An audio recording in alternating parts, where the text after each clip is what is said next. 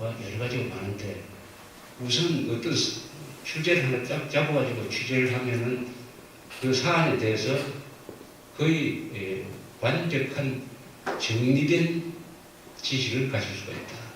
이거죠. 근데 저는 항공사고를 참 취재를 많이, 제가 공군 출신인데, 항공사고 굉장히 취재를 많이 했어요.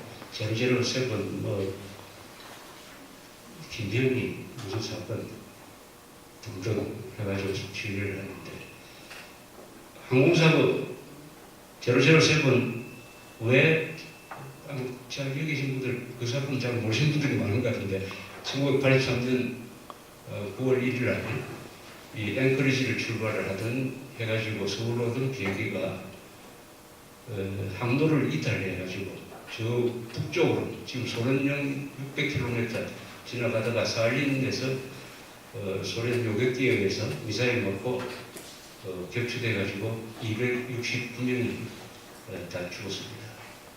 거기는 미국 사람이 한 50명 타고 있었고 미국 하원군도 있었고 엄청난 사건이 됐습니다. 냉전기에 있었던 큰 사건 중에 하나입니다. 그게 소련이 그걸 핸들링을 잘못해가지고 소련이 세계에서 고립되는 하나의 계기가 되는데 그것은 아주 미스테리였어요. 왜 INS 관성 확보 장치를 장착한 비행기가 600km나 북쪽으로 가느냐. 그리고 소련 조종사는 왜 격추시켰느냐. 여기에 대해서 저는 기사를 한 10년에 걸쳐서 여러 번 썼습니다. 여러 번 썼습니다. 그런데 제가 드리고 싶은 이야기는 그런 기사를 쓸 때 우선 기자가 그 사건에 대해서 재미를 붙여야 돼요. 재미를. 기사는 의무적으로 쓰기가 참 어렵습니다. 내가 월급 받기 위해서 한 달에 한번 써야 된다. 이것보다는 꼭 기사를 취재를 하면은 미스테리가 많으니까 하나하나 밝혀가면서 진실에 접근하는 그 재미, 일종의 수사관의 재미죠. 또는 탐정의 재미, 또는 어떤 학문하는 사람이 뭘 하나를 주제를 잡고 머리를 삼매고 하는 재미, 그 재미가 굉장한 재미입니다. 그렇게 하면은 자연스럽게 비행기에 대해서 많이 알게 됩니다. 재미로 하다가 보니까 많이 알게 되더라. 그래서 그 뒤에 저는 조종사들하고 아주 친해졌어요. 무슨 대화가 되니까 이 비행기에는 전문 용어가 참 많습니다. 조종사들도 저를 좋아하고 그래서 한때 전 비행기 타면은 조종실에 여객기에 조종사들 일부러 제가 타면은 와가지고 우리 조종실하고 구경하십시오 해가지고 조종석에 타고 이렇게 누리는 특권도 있었는데 요새는 9.11 이후에 그게 불가능하게 됐습니다. 그 이야기를 조금 더 하면 제로세븐 사건에서 왜 항로를 이탈했느냐 하는데 여러 설이 있었어요. 여러 설이 있었는데 확정된 게 안 나왔습니다. 왜냐하면 블랙박스가 무소에 깔아앉았어요. 나중에 드러난 사실이지만 소련에서 블랙박스를 건졌습니다. 그래가지고 분석을 했어요. 근데 이 블랙박스가 공개된 건 언제냐? 소련이 무너지고 1993년이었어요.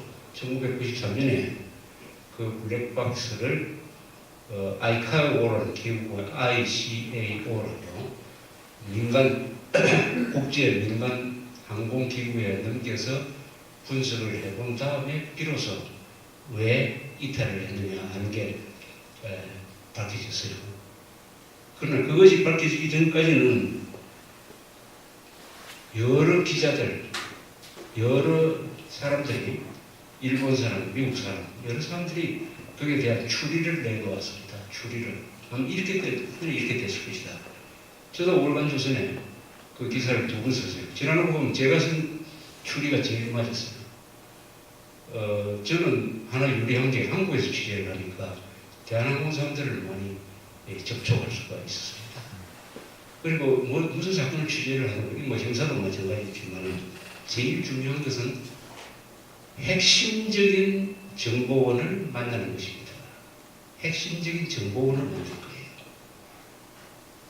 어떤 사건이 이렇게 있다고 하면 바로 옆에 있었던 사람을 만나야지. 몇 달 건너가지고 이 바깥에서 있는 사람을 만나서 이 사람이 대단한 정보원인 것처럼 그 사람 말 믿고 막 쓰다가는 나중에 무슨 꼴을 당합니다. 가장 중요한 정보를 가진 사람은 만나야 됩니다. 기자는. 그걸 잘 가려야 돼요. 아, 이 사람이 군에 있는 사람이냐 아니냐를 가려야지. 곁다리 끓는 사람을 만나가지고 이 사람 중요한 것처럼 해가지고 인용해서 쓰면 안 되죠. 거기에서 그 사건에서 가장 중요한 그 비행기 다 죽어버렸으니까 269명 중에서 10몇 명의 성공들이 다 죽었으니까 뭐 남은 것은 마지막 교신 일본하고 마지막 교신이 하나 있었을 뿐이었어요. 그러나 가장 가까이 있었던 사람이 있었습니다. 007 전복이었어요. 그게 앵커리지에서 떠가지고 서울로 오는 그 비행기 바로 15분 뒤에 또 다른 전복이가 대한항공이 전복이 떴어요. 바로 15분 뒤입니다. 그래서 오는 중에 이 앞에 가는 007의 기장이 천병일이라는 사람인데 이 사람은 대통령 전용기를 부른 사람이었어요. 아주 난리던 공군 조종사였습니다. 뒤에 오는 사람은 박용만이라는 기장인데 이 공사에 선후배이기 때문에 그 오는 과정에서 그 비행 중에 두 사람이 통화를 몇 번 했어요.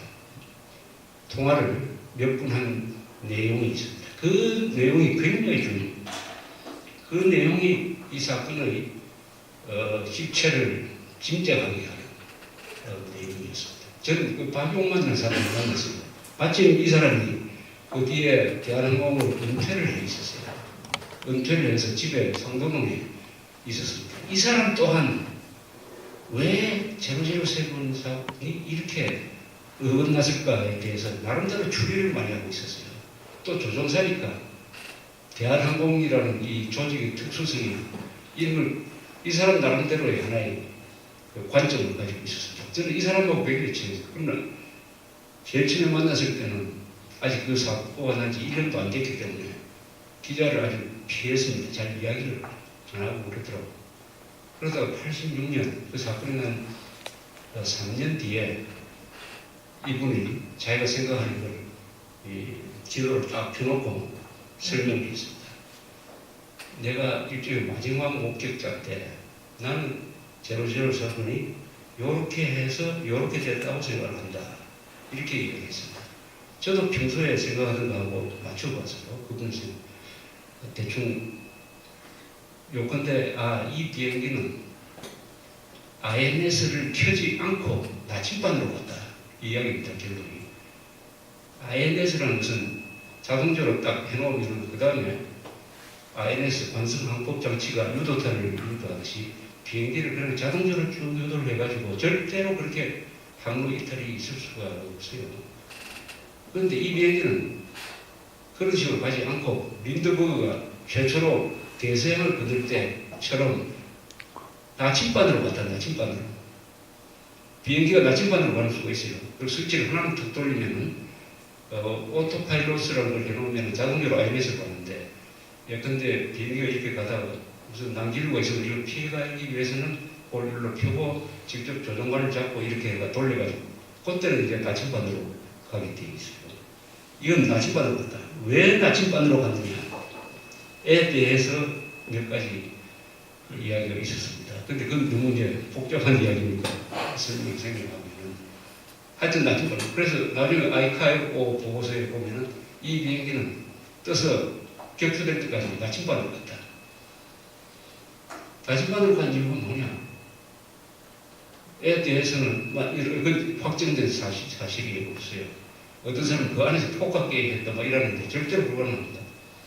조종실에서 뭐 폭학게임하고 하다가 막 항로를 놓쳤다 그래서 그것도 아니고 그 다음에 숏카트를 했다.